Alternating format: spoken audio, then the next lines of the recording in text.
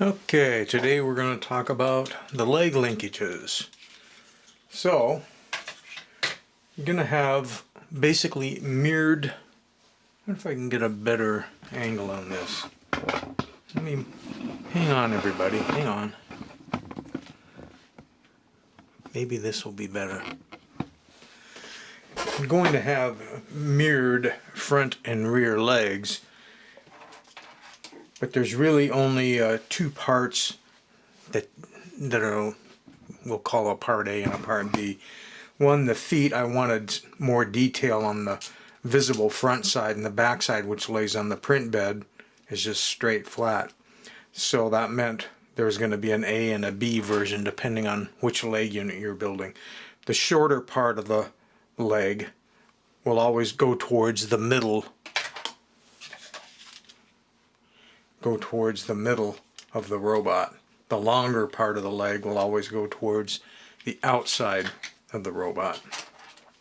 Now the other part that's mirrored, let me take some of this apart here, is this triangular piece right here. Now this is really the hip, but for whatever reason I think of it as a triangle when I put the information down on the file name, that kind of stuff. So there are a mirrored version of this depending on whether you're doing the front leg or the rear leg. And the way you're going to know which one goes where is here you can see that it builds up a little bit. Discard this piece for right now, but you can see there's a place there and there's a hump there. This hump is going to clear. All these parts go together with American 632 screws of various lengths. It's going to have a hole where the screw can go through freely. Okay. This hole up here on this hump won't. This one, the screw will have to thread into, and it'll cut threads into it as it goes. And then on this back side of the triangle, there's just a hole without that added hump or nipple, whatever you like to call it. And the screw would pass freely through there. So that's what's going to help you orient this kind of stuff. So basically your front of your leg, if you're looking at this triangle, the way it's going to connect up, the one that screws in is going to be up here. And the one that is actually the hip joint itself has the screw right there. The hip joint itself, when we start assembling it, is going to go into this hole if we're building this front leg, and the rear we're going to go there. So there's the hip joint screw right there. So this screw passes freely through this part and through this part and screws. Well, there's a standoff, which we haven't talked about yet. Might as well talk about the standoffs. There's really only one standoff. It's just that when I print the standoff, I print it with this little area around it because it helps it stick to the print bed better. And in the case of where this one's going to be located, there's no reason to tear that brim off, just leave it on there. But this one here, you kind of need to just tear the brim off. We'll talk more about that as we get to them. Okay, so now you know that there's, let's just call it a part A and a part B foot and a part A and a part B hip. Now this piece, not this one that's wagging around here, but this piece right here, which has these two posts going in it, these print as two parts, which you then place together, and in both cases, a 632 screw, these white things are in fact screws, screw in to those parts, and that actually holds these two pieces together. They passed the holes in the legs of the feet are big, so the screws just pass through them loosely.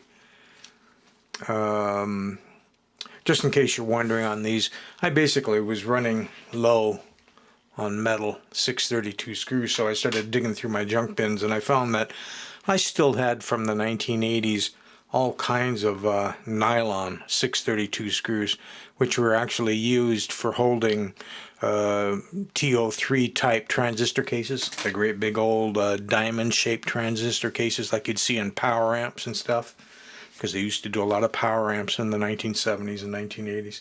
So I still had a bunch of those, so I just started using them to hold these together. Certainly not required, but then again, it offers a low friction, low weight way of screwing it, and when the screw went through I could just snip off the extra screw with the dikes because it's plastic and make a neat thing. So I decided to use those for this. Where were we at? Okay, so we have these two pieces. We were talking about parts that are printed in A and B. So we already covered the hip, we already covered the foot. Now there's two other types of links, as these two, I said, go together as a pair, but then there's a link where the holes clear the 632. They don't thread in other words, they pass through freely, but they have a hump at one end, get a little bit longer at one end, as you can see there. And depending which way we put those in, you'll see why we need that. And then there's ones that look just like that. So here you can see this one comes from here, and there's the hump there. And then here it's flat, and there's the hump there. Both of these, which look identical to this one, except the holes in them are smaller, so that the 632 screws actually thread into them. So when you thread this one in, it passes loosely through this big hole in the hip piece and then threads directly into the back one, and you cinch those up. You don't want it sloppy, but you need it loose. You don't want it binding. And you do the same thing on the foot. As I said, the screws pass freely through the foot, so you thread through this one and pass it through the foot and then thread into the back one. That's a little sloppier than I would want, but that's just the way my threads ended up when I did it, so it seems to work okay. So when you're doing the front one, you flip them around so the top one is flat here, but indented there, flat here, indented there. Screw it through into the hip. You've put this piece together. It's going to go up here to this part of the hip. And a screw is going to pass through there like that. And then you grab one of the standoffs. Actually, in this case, since that is the hip joint, I use the one with the brim on it.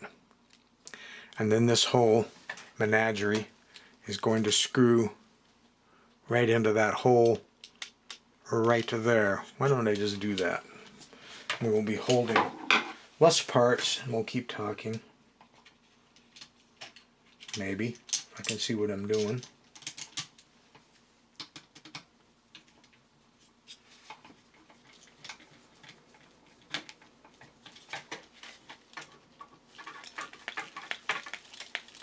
I'm saying the length of this thick 632 screw, you've got a lot of possibilities you can play with, because when it screws in, it not only goes into the body, but it goes into this piece. So you could have a fairly lengthy screw.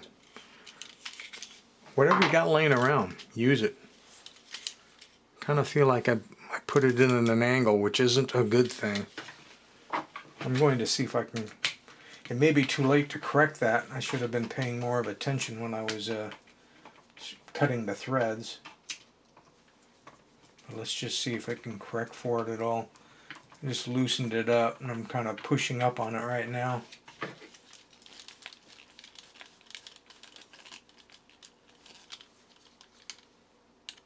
I think it may have to live.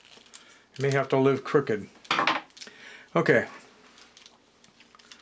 So we've got our foot connected to that, and that comes down now to this center one. Like I say, these two pieces have the small holes that we're going to basically thread a 632 in, but it's going to pass through one of these ones that has the open holes, and the fat part is going to be facing out towards the screw on this one. Now that all has to do with how these will line up one on top the other here. So on this back one here that passes through, the screw passes through this loosely but screws into the hip joint. Fat part's facing up again. And by doing both those that way, these two pieces of linkage will line up one on top of the other like that. And then that's where you take your other piece of linkage, spacer,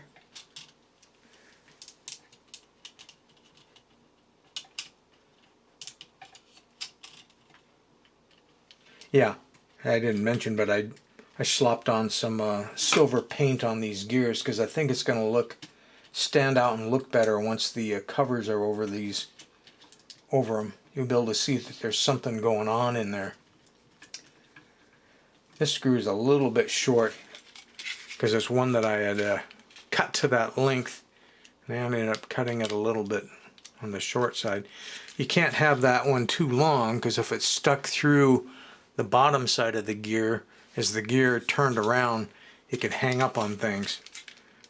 And again, it looks to me like I've got that one in there a little bit crooked. So if this thing doesn't walk, we'll know why. So basically you just build another one using the other sides. If those were the A parts, then these would be the B part and the B hip part. And we'll put our spacer on there. Let's see if we can put this hip piece in a little more square and not at an angle. So maybe if there's only one leg screwed up, it'll still walk. We'll find out. We'll find out in just a second or two here. So I screw them all the way until things are tight, and then back the screws up till things are loose. I'll take the remaining standoff here. Slip that in there, find the hole in the gear.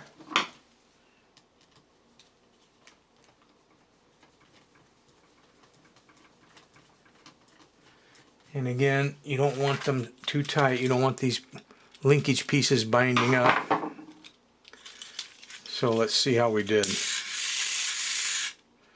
Well, something's binding up. So I've got something a little too tight somewhere. See if we can find it. That feels all loose.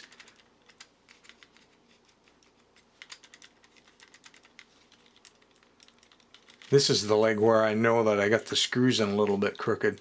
So it could very well be that the system won't work because I screwed up when I put those screws in there. Let's see. Let's check the other side. Oh, this side seems a little tight. Let's loosen things up a little bit. There we go. This seems a little tight. Let's see if that's better.